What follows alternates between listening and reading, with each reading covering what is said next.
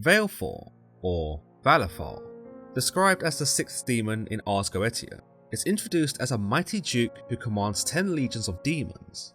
This demon is traditionally depicted with the head of a donkey or a man that bellows fire, or something of a hybrid between a donkey and a lion, with the amalgamation of one animal that's quite calm and otherwise friendly, with another animal that's beastly and that can tear us to shreds.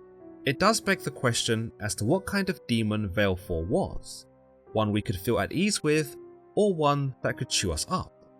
Perhaps it's a bit of both, which gives the demon not only a complex personality capable of providing safety and harm, but also makes him highly unpredictable. Historically, the concept of demons, spirits, and supernatural entities was deeply rooted in various cultures and religions. The medieval and Renaissance periods were marked by a fascination with the esoteric and occult, often driven by thirst for forbidden knowledge and power.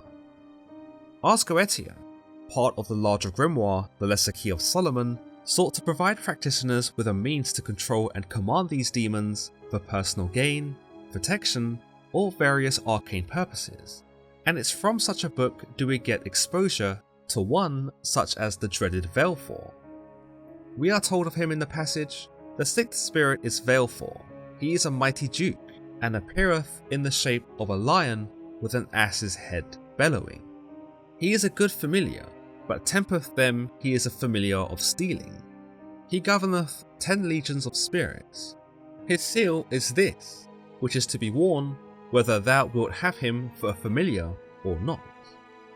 At first look, we understand Valfor to be a mighty duke, much like the second demon Ageres, who is described as a great duke. It's difficult to determine which one of these two ranked higher than the other, but considering Ageres commanded 31 legions of demons, whereas Valfor only commanded 10, it leads us to believe that Ageres, as a great duke, had more sway over hell and thus more power than Valfor, who was only a mighty duke. Indeed, so far, Valfor appears to be the demon who commands the least legions of demons we've covered, though that's not to say he was weak by any means, but merely provided the summoner with power that was a little more subtle, and perhaps mischievous. As we see in the text, Valfor is identified as a familiar of stealing. He was summoned so that people might be bestowed with courage, tact, or the ability to steal from someone else. In regards to his power to encourage stealing, the text in Ars Goetia doesn't really give us much to go on. However, if we consult texts outside of Ars Goetia, including the Book of Ceremonial Magic by occult writer Arthur Edward Waite, a book that explores famous grimoires including Ars Goetia, Waite tells us that Valfor tempted people to steal, and that he was something of a patron deity for thieves. Furthermore, Valfor was considered to be a good familiar, owing to his donkey side perhaps, but that this only lasted until his followers were caught in the trap, perhaps caught in the maw of his lion head. This may very well be a metaphor for he who steals being caught, and that whilst Valfor gave people the knowledge and the skill to steal, if they were caught, they were on their own, and thus would be cut off from him. Going back to Ars Goetia, the text tells us that this is his seal, and that those who summon him, as with all the demons thus far, must be warned by the summoner, whether they want his help or not. Interestingly, Valfor is one of the demons that does not seem to appear in French occultist Colin de Plancy's Dictionnaire Infernal, or the Infernal Dictionary, which similarly gives an account of demons and their hierarchy. However, when we consult the Pseudomonarchia Daemonum, another grimoire that's similar in nature by Dutch physician Johann Weyer, we learn that Valfor, spelled as Valfar or Malafar, is a strong duke, coming forth in the shape of a lion and the head of a thief, or barking. He is very familiar with them to whom maketh themselves acquainted, till he hath brought them to the gallows, and ruleth 10 legions.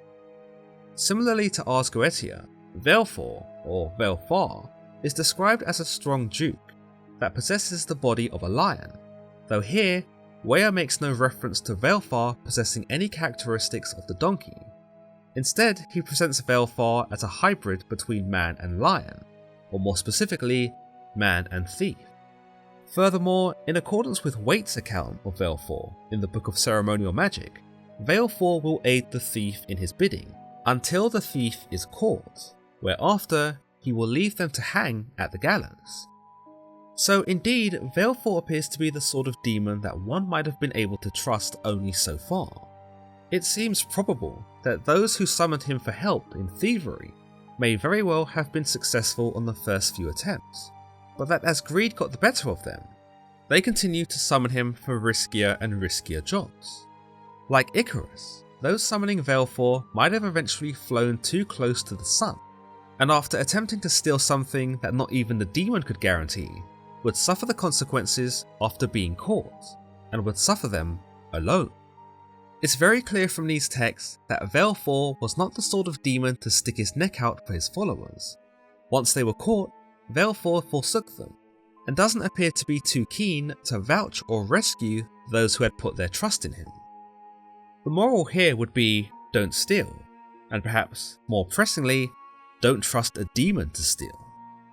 As always guys, if you've enjoyed today's episode, then don't forget to give this video a thumbs up, and don't forget to subscribe for more content just like this.